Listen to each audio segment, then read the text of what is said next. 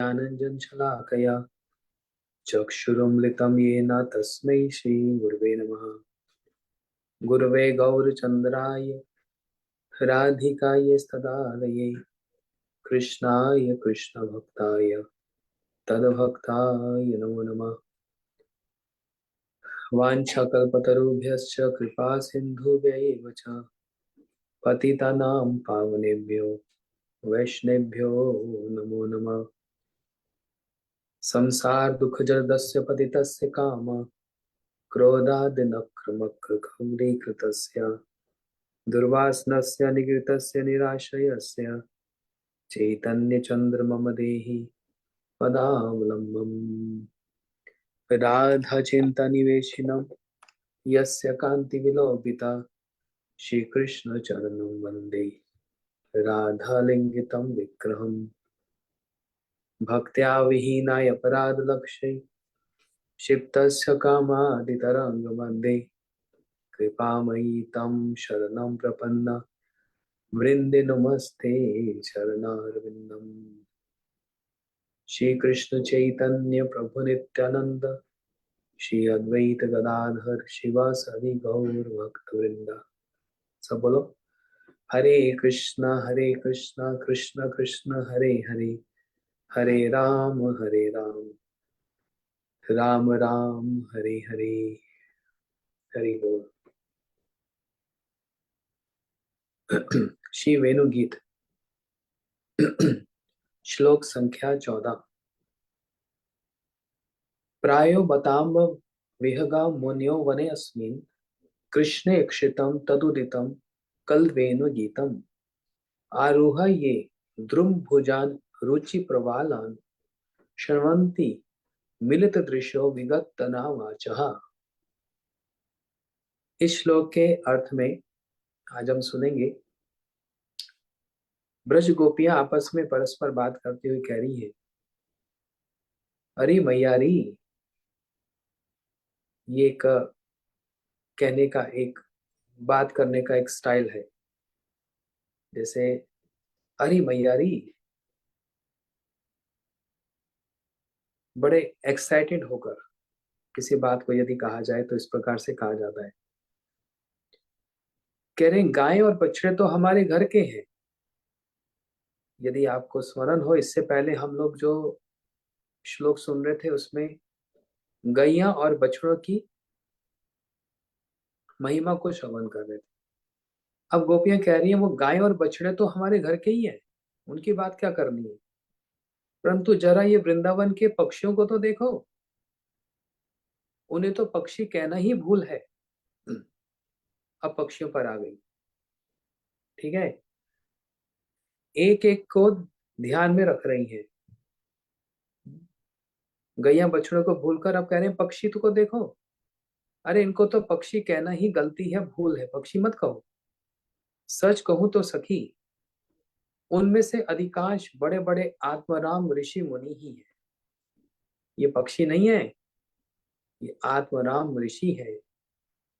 वे वृंदावन की सुंदर सुंदर वृक्षों की नई और मनोहर कोपलों वाली डालियों पर चुपचाप बैठ जाते हैं और आंखें बंद नहीं करते। निर्निमेष नयनों से श्री कृष्ण की रूप माधुरी और प्यार भरी चितवन देख देख कर निहाल होते रहते हैं। ये पक्षी वृक्ष की डाल पर बैठकर चुपचाप बैठे रहते हैं, आंख भी खोलते नहीं, इनके नेत्र बस बंद रहते हैं ऐसे। तो इनको पक्षी कहा जाएगा? नहीं, इनको क्या कहा जाएगा? ये ऋषि मुनि हैं। और कभी तो आंख बंद ही नहीं करते, आंखें खोलकर ऐसे कृष्ण की रूप माधुरी और उनके सुंदर रूप को निहारते रहते हैं। और कानों से और सब प्रकार की बातों को छोड़कर, मतलब कलरव बातों को छोड़कर केवल कृष्ण की मोहनी वाणी, कृष्ण के जो शब्द हैं उनको सुनते हैं। और वंशी का जो सुंदर संगीत जो सारे त्रिभुवन को मोहित करता रहता है, उनको सुनते हैं। मेरी प्यारी सखी, उनका जीवन कितना धन्य है। किनका? पक्षियों का जीवन कितना धन्य है। हम तो अभागनीय है, हम भाग्यशाली नहीं है। हमारा जन्म ही व्यर्थ है, हमारी आंखें कुछ काम की नहीं है। हमारा इतना सौभाग्य कहाँ कि हम उनका दर्शन कर सके और कृष्ण की वेणु को सुन सके। समझ आया? पहले बांस के पीछे पड़ गए, फिर वृंदावन की भूमि, फिर मयूर, फिर गाय बछड़े, और अब देखो पक्षी। अब पक्षी के संबंध में क्या कहते हैं, आगे टीका में श्रवण करते हैं। अच्छा, अब इसकी कमेंट्री में, व्याख्या में क्या कहते हैं, इसको सुनते हैं। बोलते वृंदावन की गैया और जो नए नए बछड़े हैं,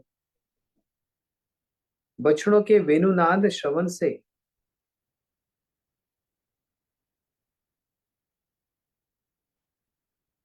हाँ, वृंदावन की जो गोपियां, ये वृंदावन के जो गाय और बछड़े, इनके भाव को बार बार चिंतन करके कि कैसे वो अपने शरीर के सुध-बुध खो बैठते हैं, ये सब बातों को गोपियां चिंतन करते करते भूल गई। उन्हें तनिक भी, थोड़ा सा भी होश नहीं रहा। लेकिन कुछ देर के बाद जब आवेश शांत हुआ और दीर्घ निश्वास छोड़ती हुई वे कहने लगी, अभी तक गैयों की महिमा का गान कर रही थी ना, अब वो आवेश चल रहा था। आवेश समझते हैं? जब एब्जॉर्प्शन, जब आवेश होता है तो तभी प्रवेश होता है। किसी भी क्षेत्र में, किसी भी एरिया में ले लो, आपके एग्जाम है, आपका कोई इंटरव्यू है, आपको कहीं जाना है, उसके लिए आवेश चाहिए। भक्ति करनी है, आवेश चाहिए। प्रेम करना है, आवेश चाहिए। श्लोक याद करने हैं, आवेश चाहिए। हर एरिया में, हर क्षेत्र में जब तक किसी वस्तु में आवेश नहीं होगा। अच्छा, मृदंग सीखना है, आवेश चाहिए। गान सीखना है, उसमें आवेश चाहिए।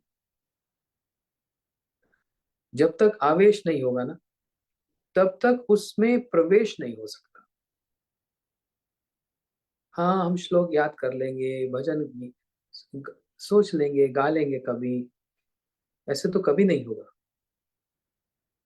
उसमें आवेश चाहिए। अब आवेश समझते हैं, एक एक्साइटमेंट, बस वही दिमाग में चलता रहेगा सब समय।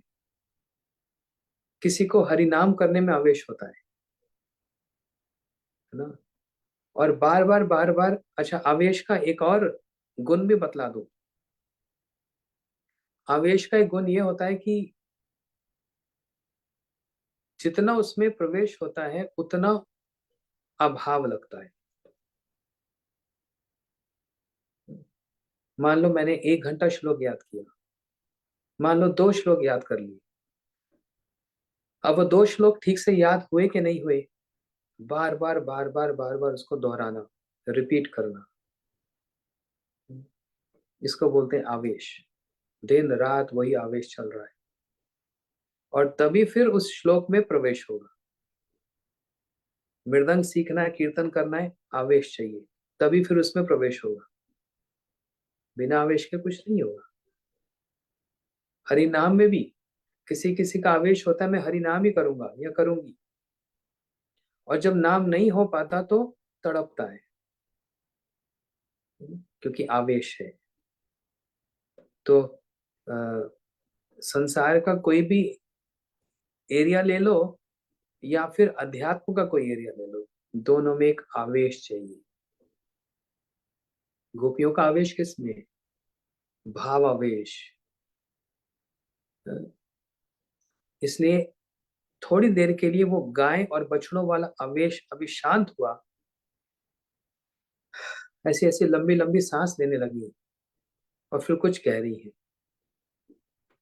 कह रही, सखी रे, गाय और बछड़ों के स्वभाव की बात कहाँ तक कहूं। कृष्ण स्वयं उनका पालन करते हैं, इसलिए कृष्ण गोपाल है।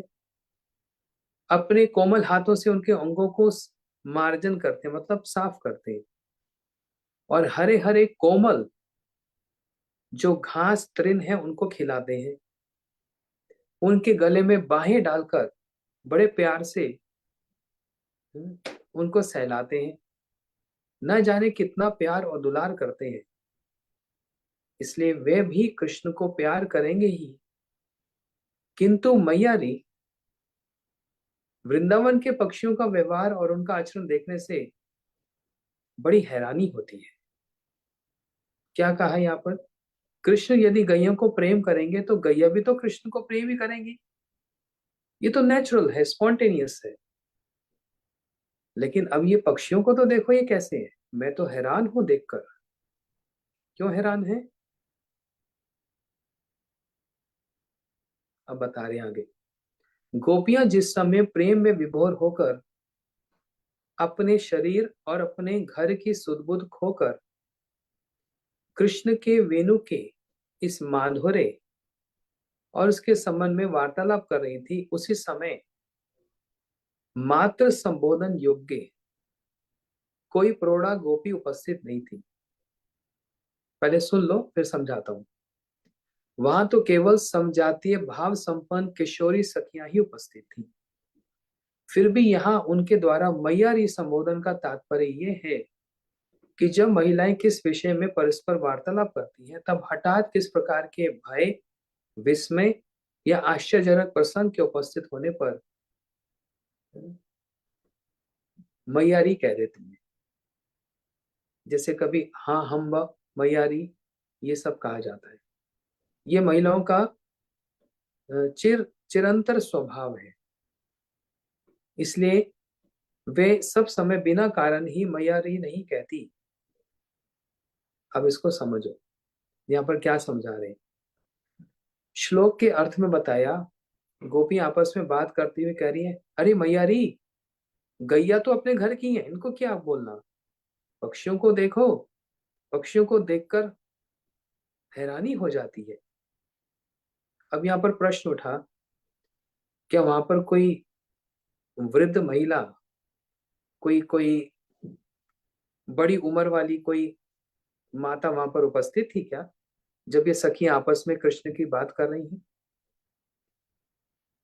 क्योंकि अगर कोई बड़ी उम्र की माता वहां पर होती तो उसको एड्रेस करने में कहा जा सकता था मैयारी,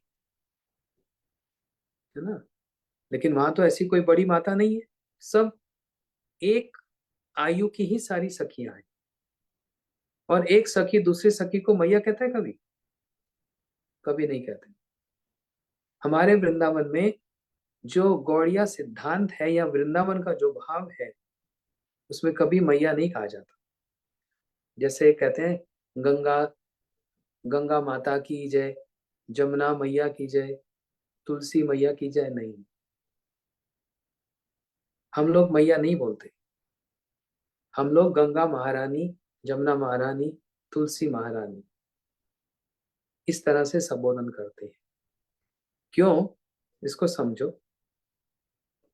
गौड़िया वैष्णव का जो सिद्धांत है, सभी कृष्ण की गोपियां और सखियां हैं।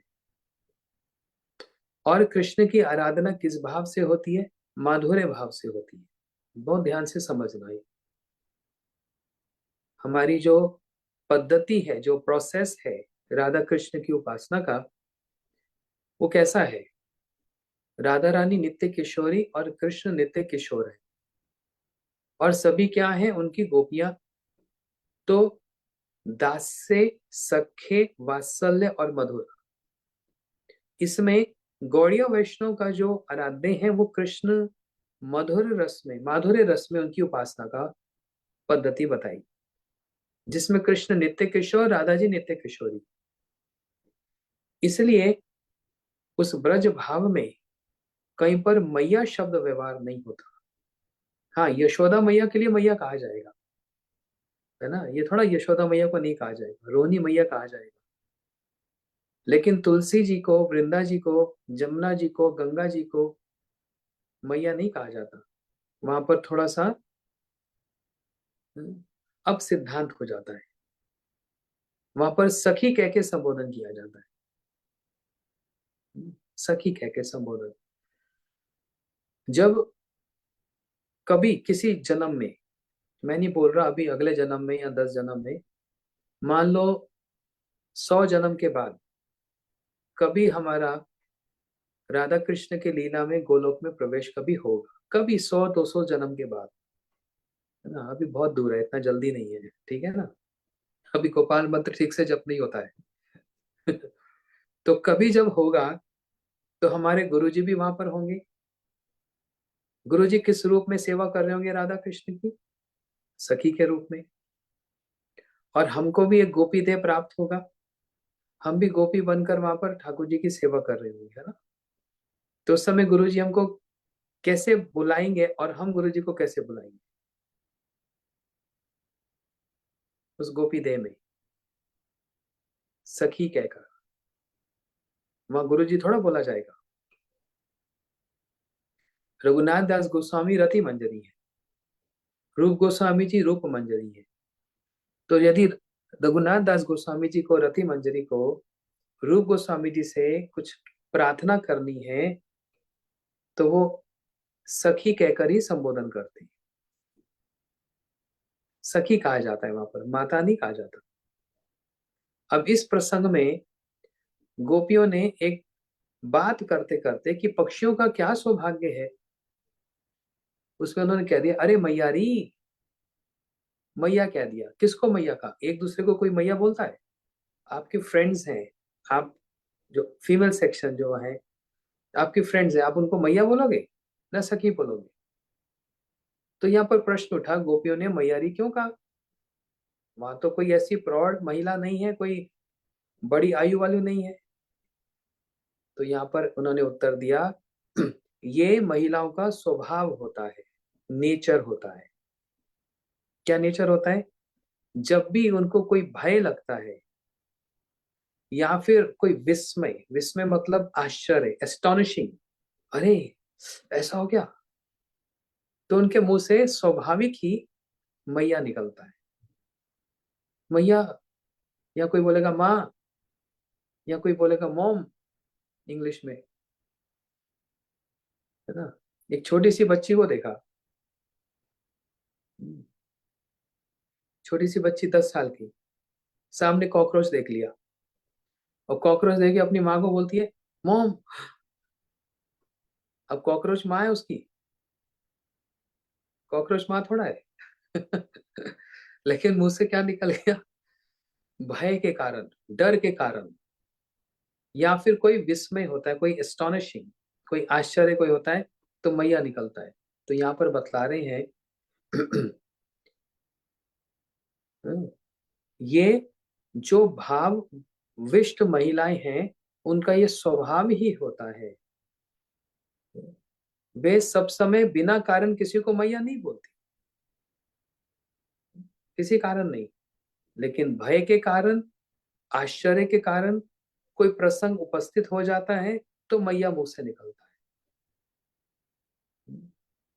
किंतु इसलिए वे सब समय बिना कारण ही मैया नहीं कहती। लेकिन किसी लंबे प्रसंग में अत्यंत हर्ष या विस्मय उपस्थित होने पर ही स्वाभाविक रूप में ऐसा संबोधन बड़ा मधुर होता है। हमेशा मैया नहीं बोलती, कभी कभी ऐसे कोई स्थिति आती है तो मैया बोलती है।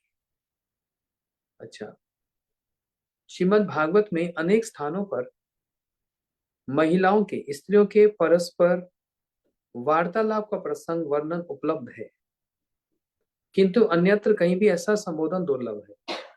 बोलते भागवत जी में भी किसी किसी प्रसंग में ये मैया शब्द आ जाता है, लेकिन ये सब समय नहीं बोला जाता, बहुत रेयर है। तो बोल रहे एकमात्र ये वेणु गीत के इस अद्भुत प्रेम का जो प्रकाश है, वेणु गीत में अद्भुत अद्भुत, अद्भुत समझते हैं, बड़े आश्चर्यजनक, ये वेणु गीत की एक ग्रेविटी है, ये वेणु गीत की एक स्पेशलिटी है कि यहाँ पर एक अद्भुत प्रेम का प्रकाश हुआ है। किसके द्वारा? गोपियों के द्वारा, जिनके हृदय में प्रेम बसा हुआ है। और उस प्रेम का लक्षण क्या? अपने आप को मान रही हैं हम सौभाग्यशाली नहीं है, लेकिन हमको छोड़कर सारे सौभाग्यशाली हैं। ये की पॉइंट है वेणु गीत का। इसलिए गोपियां एक सखी दूसरे सखी से कह रही है, मैयारी, वृंदावन के पक्षियों की बातें कहां तक कहूं। उनका आचरण तथा व्यवहार देखने से ऐसा लगता है कि उनमें अधिकांश ही आत्माराम और कृष्ण का चिंतन करने वाले मुनि रहते हैं। बोलते ये वृंदावन के वृक्ष कोई साधारण नहीं है। इसलिए कहते हैं वृंदावन में कोई यदि दर्शन करने जाए, कोई वृक्ष को, यहां तक कि एक पत्ते को भी, एक पशु पक्षी को भी कभी किसी प्रकार की कोई क्षति नहीं पहुंचानी चाहिए, उसका कभी नुकसान नहीं करना चाहिए। क्योंकि वृंदावन में उस पक्षी का जो वास हुआ वो साधारण नहीं हुआ। किसी जन्म में उसका कोई साधन कम रह गया था। एक कारण ये है, और भी बहुत से कारण हैं। वो पक्षी बनकर वृंदावन में रहता है और वृक्ष की डाल पर चुपचाप बैठकर साधु संतों का दर्शन करता है, भागवत की कथा सुनता है, राधे राधे नाम का श्रवण करता है, हरि नाम का श्रवण करते हैं पक्षी, और मंदिरों के दर्शन करते हैं। और कभी कभी तो देखो, पक्षी मंदिर के अंदर चले जाते हैं जहां हम नहीं जा सकते। मैं अभी पिछले सप्ताह, पिछले संडे को, जब मैं फरीदाबाद श्री राधा माधव गौड़िया मठ से जब आ रहा था, लास्ट में थोड़ा कीर्तन किया वहां पर ठाकुर जी के सामने, तो मैं बार बार क्या देखता था, एक कबूतर, एक पक्षी कभी अंदर चला जाता है, कभी बाहर आ जाता है, कभी अंदर चला जाता है। मैं इसे देख रहा था उसको। और कहाँ जा रहा है? बिल्कुल ठाकुर जी के ऊपर जो डोम है वहां पर बैठ जाता है। कोई ना कोई संबंध होगा, क्या जानते हम। और वहां बैठकर कीर्तन सुनता है, भक्तों का दर्शन करता है, ठाकुर जी का दर्शन करता है। और देखो, कभी पक्षी जाता है तो उसके पंख से हवा भी आती है ना। हम तो चामर डुला रहे हैं ना, चामर डुलाए रे, चामर डुलाए रे, राधा कृष्ण आरती काले चामर डुलाए रे। हम आरती कर रहे हैं, चामर डुला रहे हैं, पंखा कर रहे हैं। लेकिन ये पक्षी, जब मैं उस समय विजुलाइज कर रहा था, देख रहा था इस भावना से, ये जब उड़कर आता है थोड़ी सी हवा आती है।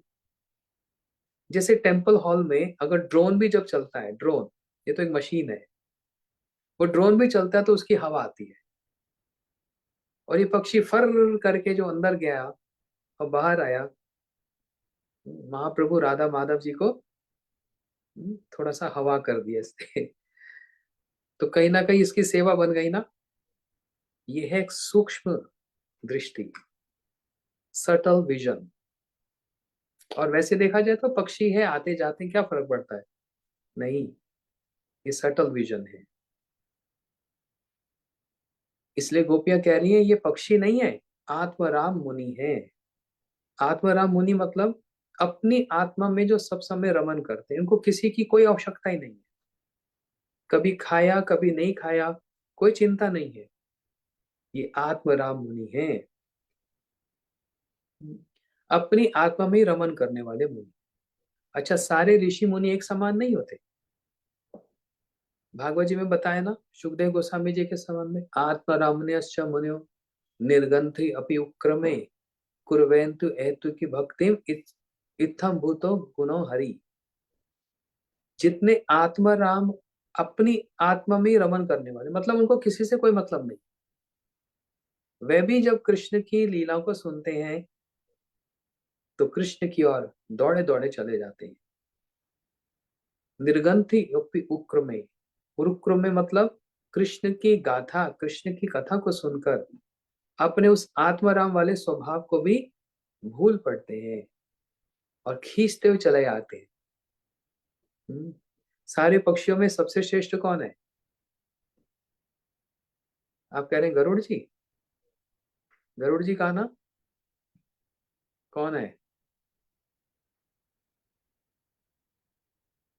सब बोलते हैं सारे पक्षियों में सबसे श्रेष्ठ हैं। हाँ, राधा सुंदरी अच्छा आंसर देती है।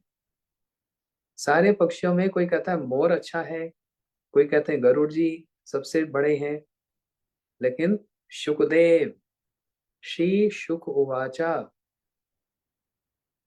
शुक पक्षी जो राधा जी के हाथ में रहने वाला और जो कृष्ण के समस्त राधा कृष्ण की लीलाओं को देखने वाले, सारे पक्षियों में सर्वश्रेष्ठ। ठीक है, गरुड़ जी वाहक हैं, भगवान को धारण करते हैं, लेकिन इतने रास लीला को वर्णन कौन कर रहे हैं? श्री शुक उवाचा, वह शुक पक्षी श्री सुखदेव गोस्वामी जी, है ना? पहले कौन सी स्थिति में थे? आत्मराम। कैसे? यम प्रवजंतम अनुपेत पेत कृत्यम द्वैपानो विरह कातुराजुवा। होश ही नहीं है, माता के गर्भ से निकले बस चले जा रहे हैं। पीछे से पिता व्यास जी पुत्र पुत्र बुला रहे हैं, लेकिन होश ही नहीं है, बस चले जा रहे हैं। क्यों? आत्मराम, उस निर्गुण ब्रह्म, फॉर्मलेस ब्रह्म, उसमें पूरे कैसे हैं? एब्जॉर्ब्ड है निर्गुण ब्रह्म में, और उसी के आनंद में ही बस आनंदित हो रहे हैं। लेकिन जहां पर श्री कृष्ण के रूप को सुना, गुणों को सुना, वो आत्मरामता को छोड़ दिया और कृष्ण की लीला को सुनकर कृष्ण के कथाओं को कहने लगे वे सुखदेव जी। तो गोपियां कह रही है पक्षी जो है ये आत्माराम ऋषि हैं, मुनि हैं, जो कृष्ण का निरंतर मनन करने वाले हैं, ये मुनि हैं। श्री कृष्ण जब वृंदावन में प्रवेश करते हैं तो उन्हें देखकर मयूर और मयूरियों के समूह के का ध्वनि करते हुए कृष्ण के अत्यंत समीप उपस्थित हो जाते हैं। अभी यहाँ पर पक्षियों में किसकी बात बोल रहे हैं? मयूरों की बात बोल रहे हैं। मयूर और मयूरी दोनों में सुंदर कौन है? हाँ, ये भगवान का कितना वरदान है। जो मयूर है वो सुंदर है, मयूरी को देखो वो सुंदर नहीं लगती। मैं तो देखता हूँ, अभी मैं जाऊंगा थोड़े दिन में, वहां पर 5 मयूर हैं और 2-3 मयूरियां हैं। मयूर तो इतना सुंदर अपने पंख को खोलता है, और मयूरी कैसी? पंख ही नहीं है, देखने में सुंदर ही नहीं लगती। लेकिन बात वो बाहरी सुंदरता की नहीं है, बात किसकी है?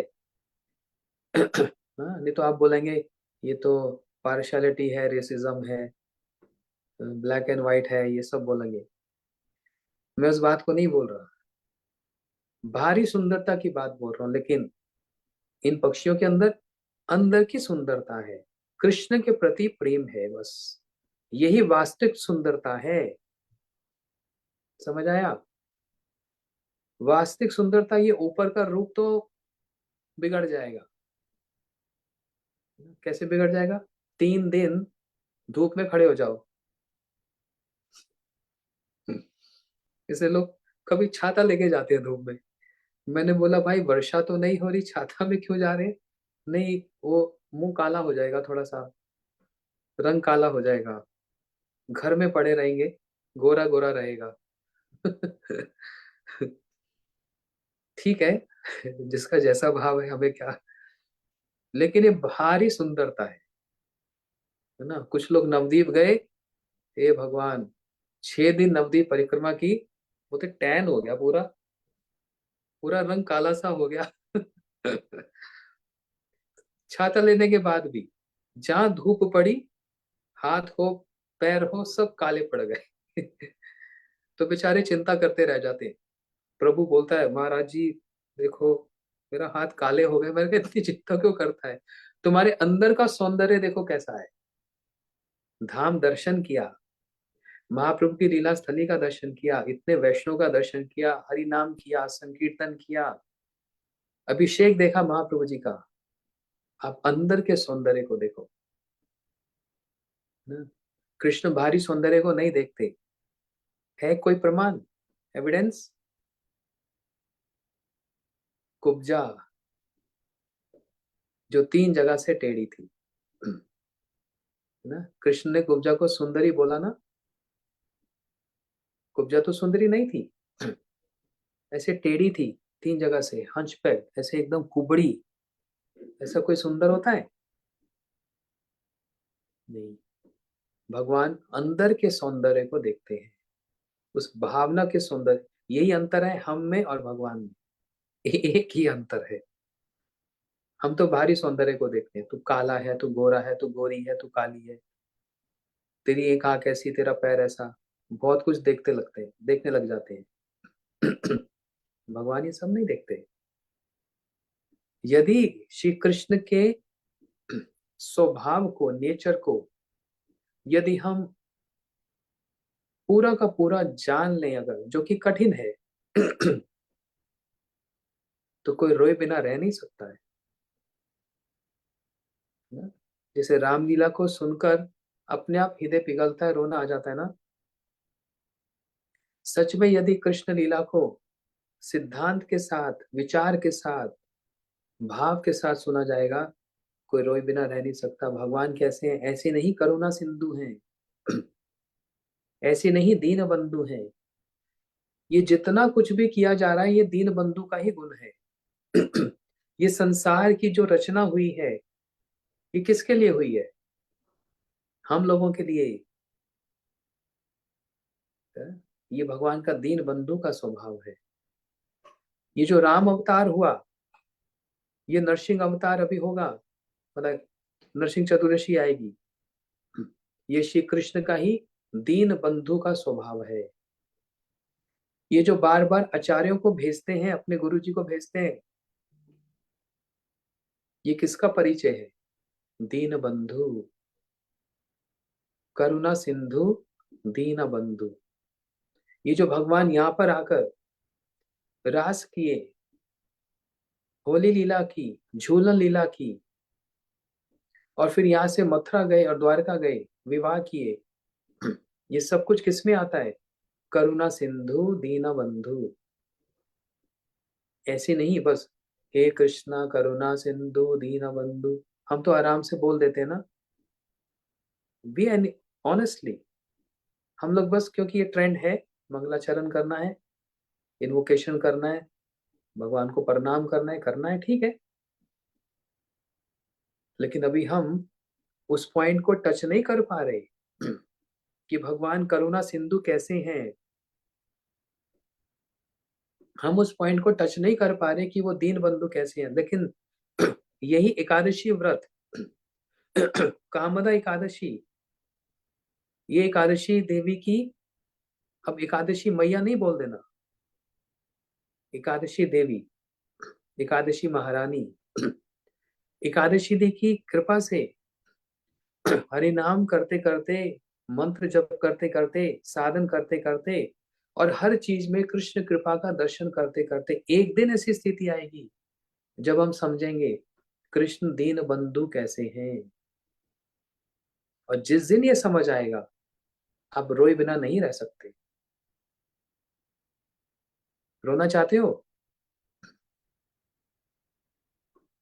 इसके लिए तो इसके लिए तो हम रो रहे हैं कि कब रोना आएगा। इसके लिए तो हम तड़प रहे हैं कब रोना आएगा। लेकिन इस रोने के लिए सेक्रीफाइस चाहिए। रोना सेक्रीफाइस पे ही आता है। हाँ, सेक्रीफाइस होगा तो अटैचमेंट होगी, अटैचमेंट होगी तो पोजेसिवनेस होगी, पोजेसिवनेस होगी तो फिर रोना आएगा। अभी भगवान के साथ ये नहीं हो पा रहा है। भगवान के लिए सेक्रीफाइस हो रहा है एकदम 1.1%। है ना। इसलिए उतनी अटैचमेंट नहीं हो पा रही, इसलिए उतनी पॉजेसिवनेस नहीं हो रही, और इसलिए फिर रोना नहीं आ रहा है? ये पूरा एक सीक्वेंस है, प्रोसेस है। एक बार प्रसंग चल रहा है इसलिए बोल रहा हूँ। हमारे हॉलैंड की जो मैया है, इनके पास गिरिराज अपने ठाकुर जी को इंडिया में लेकर आए, कार्तिक था शायद, और ठाकुर जी को लाए, और फिर जिस दिन जाना था उस दिन ठाकुर जी को मतलब टैक्सी में बैठ गए, भूल गए लेना। और अब अगर वापस जाते तो फ्लाइट निकल जाएगी, और नहीं जाते तो गिरिराज ही रह जाएंगे। रोने लग गए फूट फूट कर, परिवार पूरा रोने लग गया। क्यों? अटैचमेंट है ना। रोज आप जिसकी सेवा करोगे उससे अटैचमेंट हो जाती है ना। और जब फिर ऐसी अटैचमेंट होती है तो फिर किसी को प्रैक्टिस नहीं करना पड़ता, रोना नहीं, कहना नहीं पड़ता थोड़ा सा रो लो, स्पॉन्टेनियसली, नेचुरली, स्वाभाविक रूप में ऐसा हो जाता है ना। तो फिर क्या करें? अगर कोई प्रश्न करे अभी हमारा तो नहीं हो रहा, तो फिर मैं तो ये सुनकर डिप्रेशन में जा रहा हूं, तो फिर करना ही नहीं चाहिए। नहीं, कीप इट गोइंग, करते रहो, करते रहो, करते रहो, करते रहो। क्योंकि एकादशी तिथि माधव तिथि भक्ति जननी, एकादशी तिथि माधव तिथि है और भक्ति जननी है, भक्ति को जन्म देने वाली है। इसलिए हो सके तो निर्जला करो, नहीं हो सके तो जला जला करो। जला जला समझते हैं? पानी पीकर गुजारा करो। वो भी नहीं होता तो फिर थोड़ा सा फल खा लो। लेकिन नहीं, हमको तो पकौड़ा चाहिए, आलू की सब्जी चाहिए, उसमें पनीर होना चाहिए, थोड़ा सा सूप होना चाहिए, थोड़ा सा प्लांटिन होना चाहिए। अरे एक दिन नहीं खाओगे मरोगे नहीं। किसी भी डॉक्टर से पूछ लो, साइंटिस्ट से पूछ लो, वो बताएगा एक दिन अगर नहीं खाओगे तो कोई मरता नहीं है एक दिन खाने। भूख जरूर लगेगी, कोई मरेगा नहीं। ऐसे ही। और सिर्फ खाने पीने की बात नहीं है ना, किसी के पेट में इतनी फायर होती है ना, आग होती है, हमको तो 3 घंटा खाना है, मैं छोटा छोटा खाता हूँ या खाती हूँ लेकिन मैं बहुत खाऊंगी, 4 बार 5 बार खाऊंगी। अरे नहीं होगा, मरोगी नहीं तुम, चिंता मत करो। पानी पी लो, जब भूख लगेगी 2 गिलास पानी पी लो, एकदम 15 मिनट में ठीक हो जाएगा। लेकिन फिर खाना पीना ही फोकस करेंगे। अच्छा, घबराना नहीं सुनकर, बेचारे कोई सोच रहे होंगे अब तो हमारा डिप्रेशन हो गया।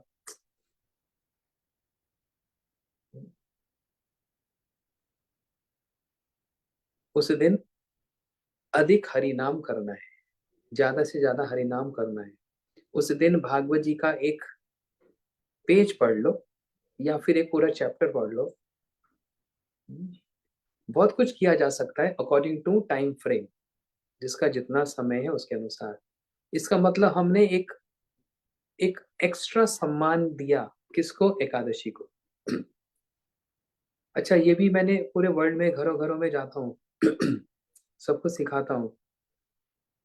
एकादशी के दिन में हमारा व्रत होता है ना, बेचारे ठाकुर जी भी भूखे पड़े रहते।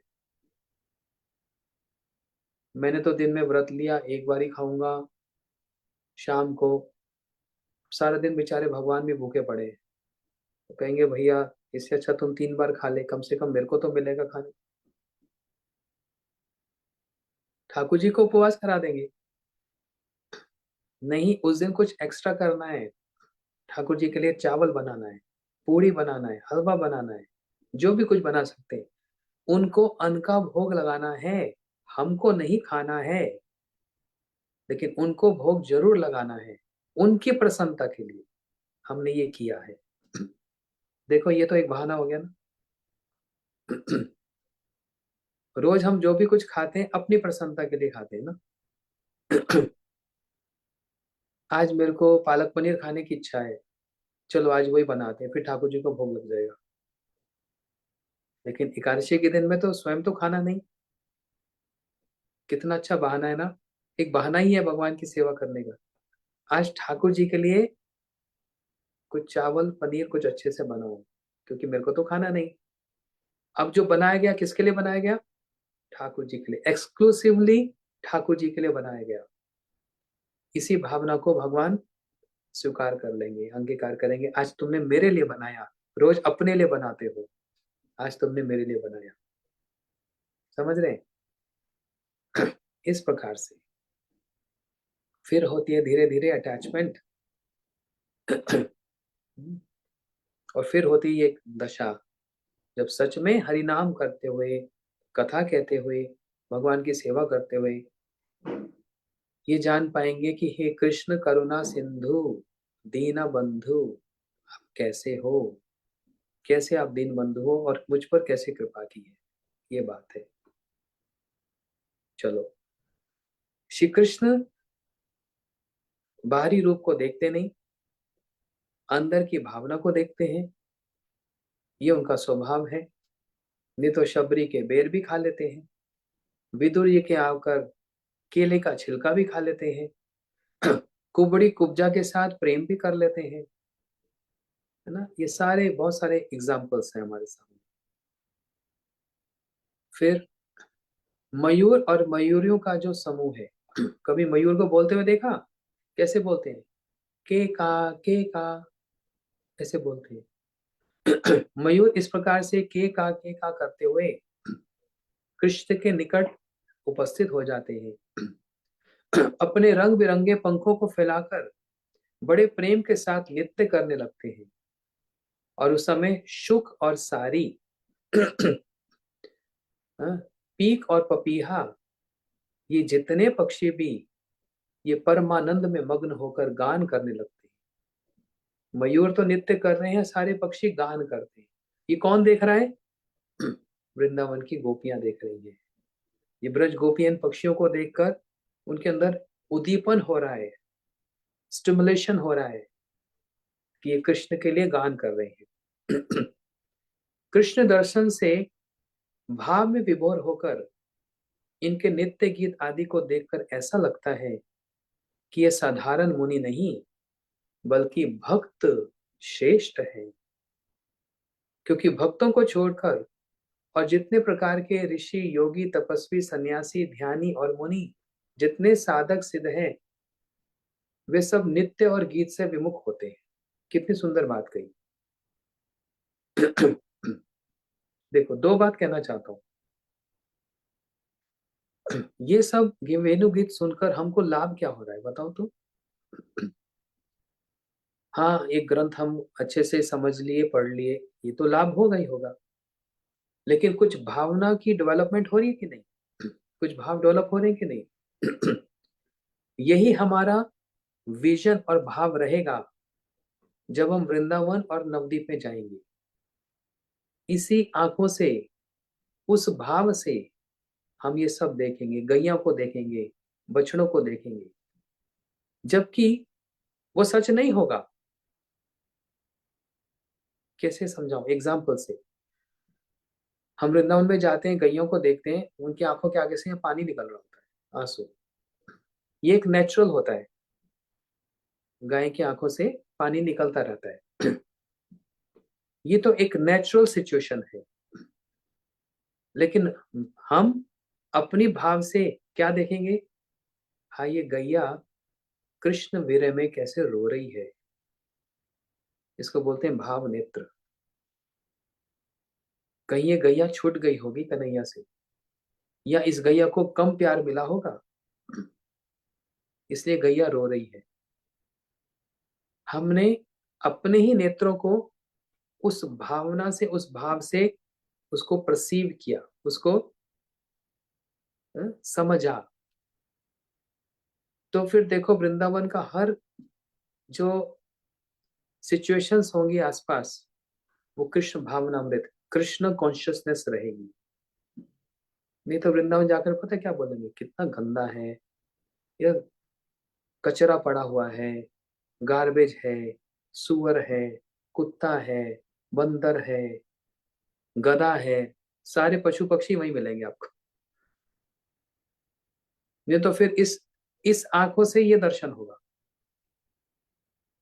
तो ये अच्छा अच्छा दर्शन होगा, अच्छा इंप्रेशन होगा नहीं। तो ये वेणु गीत सुनकर और ऐसी हरि कथा सुनकर हम अपने आंखों को ट्रेनिंग दे रहे हैं, प्रिपेयर कर रहे हैं कि ऐसे दृश्य को देखकर हमको कैसा समझना चाहिए। हम अपने आप को ट्रेनिंग दे रहे हैं, this is training, preparation to visualise, to perceive, उन सारी चीजों को कैसे देखना है, समझना है। भाव की ही बात है बस, क्योंकि धाम दर्शन करना तो हमारे बस की बात नहीं है, ये तो अभी नहीं हो रहा हमारा, लेकिन इस भाव नेत्र से हम देख तो सकते हैं।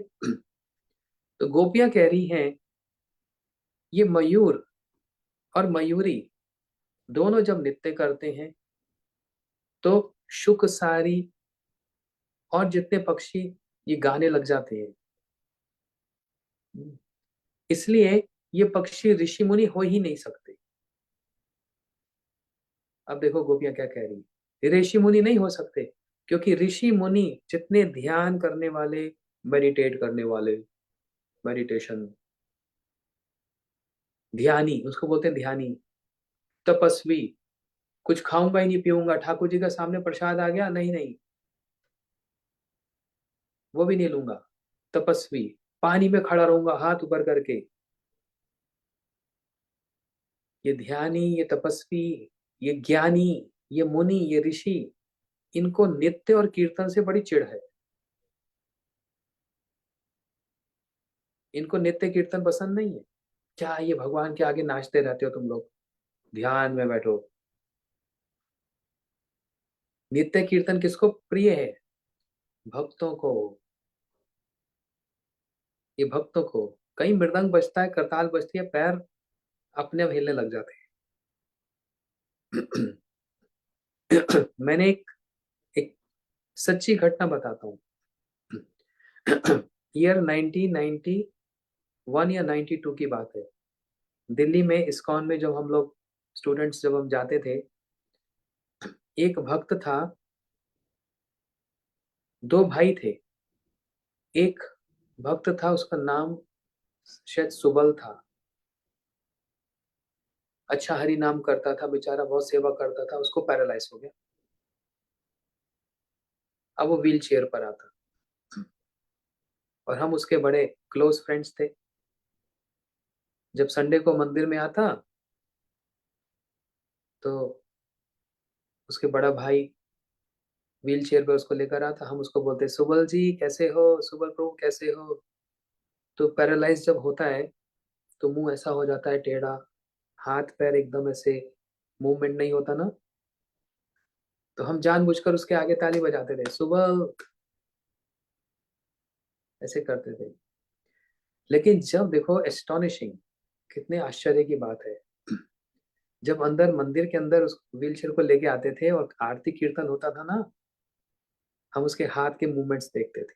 जहाँ उसका हाथ नहीं हिलता था, बस वो मृदंग करता सुनकर ऐसे ऐसे हिलता है उसका हाथ, थोड़ा थोड़ा ऐसे ऐसे हिलता है। तो वहीं से इंडिकेशन हो गया कि ही इज रिलिशिंग, उसका स्वाद ले रहा है, इंडिकेशन। एक पैरालाइज व्यक्ति भी हिलने लग जाता है, मूवमेंट दिखाने लग जाता है, और जो सीधा साधा ठीक ठाक है वो तो बिना नाचे रह ही नहीं सकता। नवदीप में कोई गया, नवदीप परिक्रमा में कोई गया और नाचे ना, ये तो इम्पॉसिबल, ये तो इम्पॉसिबल हो ही नहीं सकता, उसके हाथ पैर रुकेंगे नहीं। और गौर पूर्णिमा वाले दिन वो तो रह ही नहीं पाएगा बेचारा, फंस गया, नाचना ही पड़ेगा। शरीर ही बोलेगा तू नाच, मन बोलेगा मत नाच, शरीर बोलेगा नाच, और शरीर मन सब नाचने लग जाएंगे। ये भक्तों का स्वभाव है। इसलिए गोपियां क्या कह रही है, ये जो पक्षी है ऋषि मुनि नहीं है, क्योंकि ये तो नाच रहे हैं, ये तो गा रहे हैं। तपस्वी, ध्यानी, ऋषि, मुनि ये तो ना नाचते हैं ना ज्ञान, ये गाते हैं। ये तो ध्यान में बैठे रहते हैं। इसलिए जो लोग मेरे साथ शुक्रताल गए थे, याद है शुक्रताल जो भक्त लोग गए थे हमारे साथ हरिद्वार भागवत कथा में, जहां पर सुखदेव जी ने भागवत कही थी, वहां पर 80,000, 80,000 ऑडियंस था जब भागवत हुई थी। अब उसमें सारे भक्त थे? नहीं। कितने ऋषि, कितने मुनि, कितने ज्ञानी, कितने योगी, कितने ध्यानी, कितने तपस्वी, ये सब। तो सब भागवत कथा को एक जैसा समझे थे? नहीं। जो भक्त है वो भक्त के अनुसार समझता है। बाकी जितने और मुनि ऋषि, वो अपनी अपनी भावना के अनुसार उतना ही, उनको ड्राई बोलते हैं। है तो ऋषि मुनि लेकिन ड्राई। लेकिन भक्त कैसा होता है? सोक्ड, भीगा हुआ। किसमें भीगा हुआ? कृष्ण भक्ति रस भाविता मति क्रियताम यति कुतो पुलब्धेत। कृष्ण भक्ति रस भाविता मति, उस रस में भीगा हुआ है। इसलिए वो रह नहीं सकता, कीर्तन किए बिना रह नहीं सकता। कीर्तन किए बिना रह नहीं सकता और नाचे बिना रह नहीं सकता। सभी आचार्यों को देखा, मैं अपने गुरु जी को देखा, अपने गुरु महाराज जी को देखा, और जितने भी बड़े बड़े मठों के आचार्य, कोई भी किसी को ऐसा नहीं देखा जो चुपचाप ऐसे बैठकर ध्यान में बैठा। अरे महाप्रभु के अनुयायी हैं, हाथ उठाकर संकीर्तन, बस। अच्छा, किसी के क्रमेशन में जाते, फ्यूनरल में जाते, वहां पर लोग एकदम ऐसे चुप। दुख है कि नहीं है, जानबूझकर दिखाना है हम दुखी हैं। Show off. हाँ। अच्छा, वहां का क्या क्या बोले, ड्रेसिंग कोड भी ऐसा ही होता है। लेकिन भक्त जाते हैं तो कैसे? संकीर्तन करते हैं, कीर्तन करते हैं। क्योंकि वो चुप नहीं रह सकते। परम विजयते श्री कृष्ण संकीर्तनम।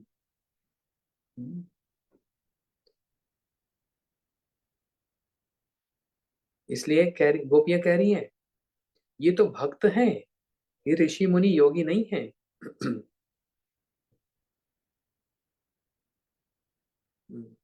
वे सर्वत्र वीतरागी और नित्य गीत वाद्य रूप तौरियत की से सर्वदा दूर रहते हैं। कौन? जो ऋषि मुनि ज्ञानी ध्यानी नित्य गीत और वाद्य मतलब इंस्ट्रूमेंट्स और स्वर राग, इससे बहुत दूर रहते हैं, इसलिए उनको कहा जाता है शुष्क, ड्राई रेनाउंसिएशन। एकमात्र भावुक और रसिक भक्त ही कृष्ण दर्शन या कृष्ण स्मरण से उदित आनंद रस में प्रमत्त होकर स्वाभाविक रूप से नित्य और गीत में संलग्न हो जाते हैं। एकमात्र जो भावुक और रसिक भक्त है, बस यही नित्य कीर्तन में और यही महाप्रभु के इस हरे कृष्ण आंदोलन में, महाप्रभु के इस संकीर्तन में, यही पूर्ण रूप से आस्वादन कर सकते हैं। अभी कुछ दिन पहले श्रील प्रभुपाद जी की अमेरिका की रथ यात्रा, एक वीडियो आया, उसको देख रहा था। कितनी उम्र है? 75 प्लस। और जगन्नाथ जी के रथ के ऊपर बैठकर श्रील स्वामी महाराज ऐसे हाथ ऊपर करके ऐसे ऐसे नाच रहे और ऐसे पुष्प फेंक रहे हैं सब। भावुक भक्त है, रसिक भक्त है ना? एक बार हरिद्वार में शिला गुरुदेव, हम गुरुदेव के साथ हरिद्वार गए थे, शायद 2003 की बात है। तो पूरा प्रोसेशन हुआ, संकीर्तन। उस संकीर्तन में सभी भक्त लोग मृदंग बजा रहे हैं, करताल बजा रहे हैं, और एक ब्रह्मचारी वो बजा, बड़ा सा करताल होता है ना, उसको झंप बोलते हैं, उसको बजा रहे। गुरुजी हमारे साथ साथ चल रहे हैं। अब जब इतने सारे इंस्ट्रूमेंट बज रहे हैं, सब नाच रहे हैं, गुरुदेव से भी रहा नहीं गया। उस ब्रह्मचारी के हाथ से वो बड़ा सा वो ले लिया, जो बड़ा करताल जो झंप बोलते हैं, और गुरुजी ऐसे ऐसे बजा रहे हैं। बस जैसे गुरुजी बजाना शुरू किए, ब्रह्मचारी के अंदर तो वो उमंग आ गया, उत्साह आ गया। हाँ। और क्या किया, हम गुरुजी की परिक्रमा करने लग गए। गुरुजी ऐसे हम बजा रहे नाच रहे हैं, और हम पूरा परिक्रमा करने लगे। गुरुजी को बड़ा क्रोध आया, एक लात मारने लग गए, परिक्रमा छोड़ो, सब नृत्य करो।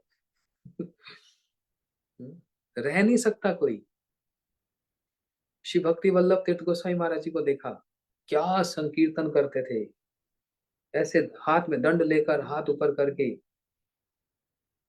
हरे कृष्णा कृष्ण कृष्ण हरे हरे, हरे राम राम राम हरे हरे, हरे कृष्णा कृष्ण कृष्ण हरे हरे, हरे राम राम ऐसे ऐसे करते, और ऐसे महामंत्र गाते। देखा, महाराज जी को देखा, अपने गुरु महाराज जी को देखा। वो तो वृद्ध अवस्था में थे, लेकिन जब प्रभुपाद जी के समय में, और सभी आचार्य, इनको बोलते हैं भावुक भक्त, रसिक भक्त, ये संकीर्तन के बिना रह नहीं सकते। और जितने ज्ञानी ध्यानी शुष्क वैराग्य, बस वैराग्य ही उनका जीवन का उद्देश्य, वैराग्य ही होता है, और कुछ नहीं होता, है ना। इसलिए हम वैसे वैरागी नहीं हैं। निर्बंध कृष्ण संबंधे युक्तम वैराग्यम च उच्यते। भक्ति साम सिंधु रूप गोस्वामी जी ने कहा, निर्बंध कृष्ण संबंधी, हर वस्तु कृष्ण से संबंधित देकर वैसा जो वैराग्य, उसको उसको वास्तविक वैराग्य कहा जाता है ना। आज कथा को यहीं पर रखते हैं। श्री वेणु गीत की जय। और कल हम लोगों ने जो बात की थी उपदेशामृत का, वो अब संडे से उसको स्टार्ट करेंगे हमारे सचिनंदन प्रभु। और उसका लिंक अभी हम लोग आफ्टर क्लास कथा के बाद हम उसको ग्रुप में डाल देंगे, व्हाट्सएप ग्रुप में। आप उसमें ज्वाइन कर लेना, और अपने कंट्रीज के जो ग्रुप्स हैं उसमें भी डाल देना। तो it's going to be very good session of Upadeshamrita in English, hearing from a learned devotee, जिन्होंने इसका बहुत अच्छे से अध्ययन किया है, वो हमको इसको पढ़ाएंगे। हरे कृष्ण।